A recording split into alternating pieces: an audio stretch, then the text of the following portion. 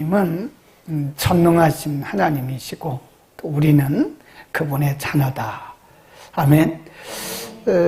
하나님이 전능하시다 그 말은 그분은 못하실 게 없다. 그 영어로 Almighty God 그래요. 못하실 거 Almighty. 모든 것이 가능하시다. 그런데 하나님이 일하시는 것을 보면요, 우리의 방법과 하나님의 방법은 달라요. 그러니까 우리가 고통중에 있을 때 하나님 앞에 기도하면 하나님은 전능하신 분이시기 때문에 고통에서 우리를 바로 구해내실 수 있어요. 우리가 물질적인 어려움을 만나고 있을 때 하나님 앞에 기도하면 하나님은 전능하신 분이시기 때문에 우리에게 물질을 바로 줄 수 있어요. 우리가 어떤 문제가 있을 때 그 문제 때문에 괴롭잖아요. 우리가 기도하면 하나님 그 문제를 바로 해결해 줄 수 있습니다. 아멘을 아무도 안 하시는 거 보니까 오늘 목사님이 무슨 설교를 하실는지 다 아는 것 같아요. 그런데 하나님은 그런 방법을 안 쓰시더라고요. 하나님은 전능하신 분이신데 우리가 기도하는 쪽쪽 다 그렇게 응답은 안 하시더라고요. 우리가 생각할 때, 우리가 어려울 때 얼마나 힘들고 있어요. 저는 지금도 설교하면서 아직도 여기가 아파요. 예. 잘 때 빼놓고는 눈 밑에가 아픕니다. 아유, 목사님이 기도하시는 분이고 안수하시는 분인데 왜 이렇게 목사님의 그 3차 신경통이 낫지 않나. 예. 저도 잘 모르겠어요. 하나님 앞에 하나님 빨리 좀 이 신경통에서 해방시켜달라고 그렇게 기도해도 여기 아파요. 지금 말하는 순간도 여기 이렇게 아프고 이렇게 아픕니다. 네, 하나님께서 우리의 문제를 전능하신 분이시기 때문에 바로바로 응답하실 수 있고 해결하실 수가 있는데 하나님 그런 방법을 쓰시지 않더라고요. 하나님은 빠른 방법, 쉬운 방법을 안 쓰세요. 여러분, 우리가 잘 아는 요셉은 30살에 애굽에서 총리가 돼요. 근데 우리가 성경적으로 보면 몇 살에 애굽에 팔렸냐면 17살에 애굽에 팔려요. 그리고 애굽에 가서 그냥 누명도 쓰고 감옥도 들어가고, 아니 하나님이 요셉을 애굽의 총리가 되게 하실 거면 그냥 지코스로 바로 총리가 되게 하시지. 누명 쓰고 억울한 일 만나고 또 감옥에 갇히고 이러면서 13년 동안이나 하나님이 뜸을 들이신 거예요. 모세는 어때요? 모세란 말은 물에서 건져냈다 그런 뜻이잖아요. 하나님이 이스라엘 백성들을 모세를 통해서 애굽에서 끌어내실 것 같으면, 아니 힘이 있을 때 40대에 부르심을 얼마나 좋아요. 근데 하나님이 40대는 미디안 광야에서 그냥 야인 생활을 한 거예요. 예, 미디안 광야에서. 그리고 힘이 없는 80에 모세를 부르세요. 80에. 그러니까 모세가 안 간다고 막 그러잖아요. 말도 못하고 말도 듣고 못 간다고. 그러니까 하나님이 네가 하냐? 내가 하지. 하나님이 모세를 80에 부르셨어요. 이스라엘 백성들은 어때요? 이스라엘 백성들을 430년 동안 애굽에서 종살이 하다가 끌어내실 것 같으면, 아니 그냥 단번에 끌어서 하나님께서 약속하신 가나안 땅에 들어가게 하시면 얼마나 좋아요. 근데 하나님 그렇게 안 하시고 그들을 출애굽기 13장에 보면 이렇게 밑으로 이렇게 올려가면 한 열흘이면 간다 그러잖아요. 아무리 늦어도 2주는 간다잖아요. 그런데 하나님이 그들을 밑으로 돌려서 40년을 돌려가지고 그렇게 고생을 하게 하신 거예요. 하나님의 약속이 이루어지는 과정을 보면 우리 생각과 좀 다릅니다.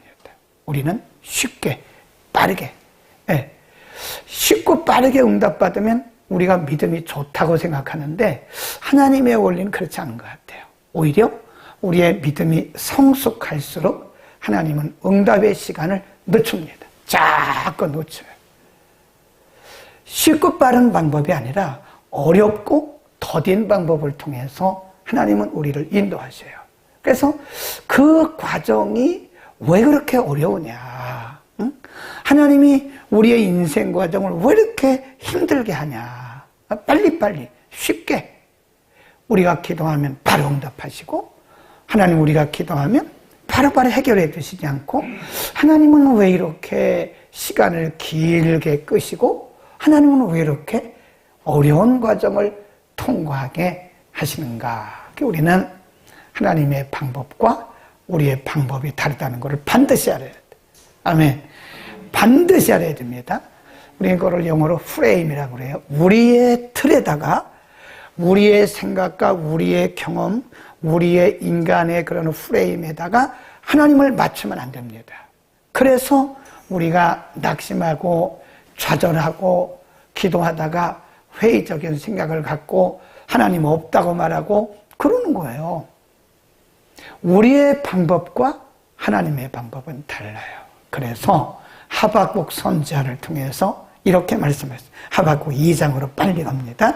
구약 성경 1302면 하박국 선지자를 통해서 그래서 우리가 해야 할 일이 뭐냐? 하나님 앞에 어떤 자세를 가져야 되느냐? 2장 3절 시작. 이 묵시는 정한 때가 있나니 그 종말이 속히 이르겠고 결코 거짓되지 아니하리라. 비록 더딜지라도 기다리라. 지체되지 않고 정령 응하리라. 거기 보면 더딜지라도 기다려라. 물론 하박국 선지자가 예언할 때 그 상황, 그리고 이 말씀이 주어질 때 상황과 우리와 좀 다를 수 있어요. 그러나 비록 더딜지라도 기다려라. 정령 응하리라. 이 말씀은 어느 시대나 동일하게 적용이 된다고 봅니다. 그래서 하나님이 행하신 일들을 보면 우리의 생각과는 다를 때가 굉장히 많아요. 더뎌요. 하나님은 왜 이렇게 응답을 안 하시죠? 하나님이 우리를 끌어가시는 과정이, 우리의 인생을 끌어가시는 그 과정이 우리의 생각과는 너무도 다르다. 우리가 요즘에 사도행전을 공부하잖아요. 사도행전 2장에 보면 오순절날 성령이 임했어요. 마가다락방에 120문도에게 성령이 불같이 바람같이 임했거든요. 방언도 하고 능력도 하고. 3장, 4장, 5장으로 가면 갈수록 성령의 능력이 강한데 가면 갈수록 핍박이 강해요. 네. 아니 성령 받은 제자들이, 성령 받은 교회가 무슨 핍박이 있나고. 하나님이 이왕이면 너희가 성령을 받고 예루살렘과 온 유대와 사마리아와 땅끝까지 이르러 내 증인 된다고 말씀하셨으면, 아니 그냥 쉽게 복음 전해서 쉽게 사람들이 죽게 돌아오고 쉽게 복음화되면 얼마나 좋아요. 근데 가면 갈수록 핍박이. 5장에 보면 아나니아 삽비라 사건을 통해서 교회가 한번 흔들렸어요. 헌금 잘못했다고 하나님이 아나니아와 삽비라 부부를 3시간 차이로 즉석에서 그냥 죽여요. 여러분 헌금도 잘해야 되겠더라고요. 오늘날은 하나님께서 그때처럼 즉석에서 죽이시진 않아요. 그러나 우리가 양심적으로 헌금도 잘 드려야 돼요. 하나님께서 우리에게 마음의 감동을 주셨으면 그대로 해야 된다. 근데 우리 편리할 대로 하더라고요. 5장에 아나니아 삽비라가 헌금 드리다가 잘못 드려가지고 하나님이 즉석에 죽였어요. 그 다음에 6장에 오면 교회가 또 갈등이 생겨요. 히브리파, 헬라파. 서로 막 싸우는 거예요. 서로 원망하고 불평하는 거예요. 근데 여기에다가 더해가지고 사내들인 공회라든지 유대교 지도자들이 얼마나 이 사도들을 박해하는지 몰라요. 한번 보세요. 4장 17절. 사도행전 4장 17절. 자, 우리 한번 읽어봅니다. 4장 17절 그리고 20절까지 17 시작. 이것이 민간에 더 퍼지지 못하게 저희를 위협하여 이후에는 이 이름으로 아무 사람에게도 말하지 말게 하자 하고 그들을 불러 경계하여 도무지 예수의 이름으로 말하지도 말고 가르치지도 말라 하니 베드로와 요한이 가로되 하나님 앞에서 너희 말 듣는 것이 하나님 말씀 듣는 것보다 옳은가 판단하라. 날 때부터 40살입니다. 근데 이 사람은 한 번도 날 때부터 걸어본 적이 없는 사람이에요. 중증 장애인입니다. 근데 베드로와 요한이 성령께서 주신 믿음으로 그들에게 명령했고 하나님의 은혜로 이 사람이 걸어게 뛰고 그리고 완전 정상이 된 거예요. 그러니까 유대교 지도자들이 이거를 시기하는 거예요. 그리고 다시는 당신들이 무슨 권세로 이렇게 예수의 이름을 전하냐. 다시는 예수의 이름을 전하지 마라. 베드로와 요한이 뭐라고 그래요? 하나님 앞에서 우리가 당신들의 말을 듣는 것과 하나님 말씀 듣는 것 뭐가 그런지 당신들이 한번 판단해 보시오. 그런데 거기까지 핍박이 끝나면 좋은데 핍박이 점점 강해져요. 5장으로 갑니다.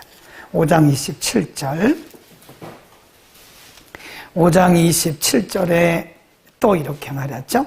29절까지 시작. 저희를 끌어다가 공회 앞에 세우니 대제사장이 물어 가로되 우리가 이 이름으로 사람을 가르치지 말라고 언하였으되 너희가 예루살렘에 가게 하니 이 사람의 피를 우리에게로 돌리고자 하미로다. 베드로와 사도들이 대답하여 가로되 사람보다 하나님을 시 마땅하니라. 그래요. 아까보다 더 강해졌어요. 그러니까 지금 성령의 역사와 더불어서 핍박이 같이 가는 거예요. 하나님의 하시는 일을 잘 보셔야 됩니다. 만일 120명 문도가 마가다락방에 모여 있잖아요. 근데 그때 핍박이 없었으면 이 사람들은 계속 거기 머물렀다고요. 근데 하나님은 핍박을 통해서 마가다락방에 모여 있던 사람들을 흩기 시작했어요. 예루살렘 밖으로 흩기 시작. 그리고 예루살렘에서 3,000명, 5,000명 또 수많은 사람들이 믿기 시작하고 더 강한 핍박을 통해서 점점 더 사마리아까지 올라가는 거예요. 그게 하나님의 방법이에요. 사도들은 점점 지금 뭐에? 강해지고 있는 거예요. 핍박이 없을 때는 사도들은 그 정도였습니다. 그런데 핍박이 오면서부터 베드로와 요한 사도들은 영역이 굉장히 강해진 거예요. 이게 하나님의 방법이에요. 아멘. 하나님은 우리를 야성이 강한 성도가 되게 하기 위해서 하나님은 우리를 쉽고 빠른 방법을 하지 않습니다. 만일 쉽고 빠른 방법으로 하면 우리 어떤 사람이 집 앞에 이렇게 큰 돌멩이가 있어가지고 믿음이 좋은 사람이 기도했대요. 이 사람이 몸이 약하니까 이 돌멩이 때문에 이렇게 돌아가니까 새벽 기도가 와가지고 기도했대요. 하나님, 이 돌멩이를 좀 없애주세요. 돌멩이 때문에 내가 몸도 약한 데다가 빙빙 돌아가야 됩니다. 네, 하나님이 마음에 어떤 감동을 주시냐면, 야, 한 달 동안 돌멩이를 30번씩 밀어라. 한 달 동안. 그래서 새벽 예배 끝나고 가서 30번씩 막 밀었대요. 돌멩이 없어졌죠? 안 없어졌어요. 한 달이 돼서 하나님 앞에 이렇게 여쭙대. 하나님 제가 이 돌멩이 때문에 몸도 약한 데다가 빙빙 돌아다녀야 돼서 하나님께 기도하기를 돌멩이를 없애달라고 기도했는데 하나님 왜 돌멩이가 안 없어졌죠? 그러니까 하나님이 마음에 대답하기를 야, 돌멩이를 없앤 것이 아니라 네가 강해졌어. 하루에 이걸 30번씩 밀다 보니까요 근육이 막 생긴다. 근육이. 이게 하나님 방법이에요. 아멘. 하나님의 방법은 문제를 해결해 주시는 게 아니에요. 물론 때로는 우리가 괴롭고 힘들 때 우리 앞에 있는 문제를 해결해 주시지만 우리를 강하게 하시는 거예요. 아멘. 굉장히 멋있는 기도문을 제가 인터넷에서 이 설교 준비하면서 발견했어요. 그 외국 사람이 쓴 기도문 같은데, 용기를 얻어라. 이해하시겠죠? 지혜를 구했더니 지혜를 해결할 수 있는 문제를 갖대 문제. 용기를 구했더니 그 어려움을 잘 이겨나갈 수 있는 위기를 갖다, 위기를 통해서 우리를 점점 더 단련하시는 겁니다. 그러니까 하나님의 방법은 달라요. 지금 만일 여러분에게 어떤 문제가 있으면요, 그걸 문제로 보지 말라고요. 우리 한국교회는 문제가 뭐냐면, 어떤 문제가 오면 우리에게 주시기 위해서 하나님이 하신 거라고요. 하나님이 요셉을 단번에 애굽의 총리가 되게 하실 수 있죠. 그런데 형들에게 팔리게 하시고, 애굽에 가서 무명 쓰게 하시고, 애굽에 가서 감옥에 갇히고 한 것은 그를 하나님께서 단련하신 거예요. 단련. 애굽의 총리가 되었을 때 그가 어떻게 해야 할 것인가를 감옥에서 배우게 하시고, 누명을 쓰면서 배우게 하시고, 그를 하나님께서 단련하신 거예요. 용기를 달라고 기도하면 하나님 여러분에게 위기를 주십니다. 위기를 극복하는 방법을, 그 위기를 통해서 우리가 용기를 얻는 거예요. 여러분이 지혜를 달라고 기도하잖아요. 그러면 여러분 앞에 문제가 와요. 이렇게 말해서 그분이 네 번째로 뭐래요? 하나님 내게 사랑의 마음을 주세요. 그랬더니, 용서할 수 있는 마음을 주세요. 그랬더니 하나님이 미운 사람들을 많이 보내셨다잖아요. 사람들을 많이 보내셨다. 그 과정을 통해서 우리가 어떻게 사람들을 용서할 것인가를 배우게 하신 거다. 아멘. 하나님은 모든 일들을 쉽고 빠르게 하지 않아요. 사도들이 나가서 복음 전할 때 그냥 막 안진뱅이 일어나고, 귀신 들린 자 일어나고, 그냥 병든 자 일어나고, 척척척척 일어나가지고 그냥 복음이 고속도로 좀 일사천리로 전거됐었는 정말. 근데 거기에 반드시 강한, 성령이 역사할 때 반드시 강한 핍박이 함께 오면서 연약했던 그 사도들의 영적 근력이 강해진 거예요. 아멘. 보면, 우리들도 보면요, 아주 연약한 여성 같은데, 영적으로 보면 굉장히 강하더라고요. 근데 그분이 어느 날 갑자기 하루아침에 강해진 게 아니에요. 여러 가지 문제들을 만나면서 그 과정들을 경험하면서 그 과정 속에서 굉장한 영적 근력이 그들 가운데 생기고 영적 야성이 생긴 거예요. 아멘. 더딜지라도 기다리시기를 바랍니다. 하나님을 끝까지 신뢰해야 돼요. 하나님이 하시는 일은 우리가 다 할 수가 없어요. 모른다고 말하는 게 훨씬 정직한 겁니다. 집사나 모른다고 말하는 게 맞아요. 그런데 하나님은 아셔.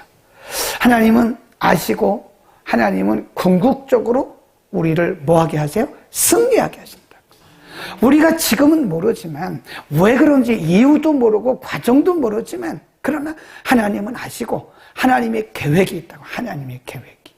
그래서 하나님의 계획이 궁극적으로는 우리를 승리케 하시고 우리에게 선한 것을 주시는 분이기 때문에 우리는 그분을 그냥 뭐 하면 돼요? 신뢰하면 되겠네요. 신뢰. 나 신뢰하고 가면 모릅니다. 그러나 하나님이 나를 반드시 승리케 하시고 나를 잘되게 하시고 결국은 내게 유익되게 하신다는 사실을 믿고 우리는 더딜지라도 끝까지 하나님을 신뢰하고 갑시다. 항상 우리 인생은 끝까지 잘 갑니다. 우리 주님이 우리를 궁극적으로 승리케 하십니다. 아멘. 우리 말씀을 생각하면서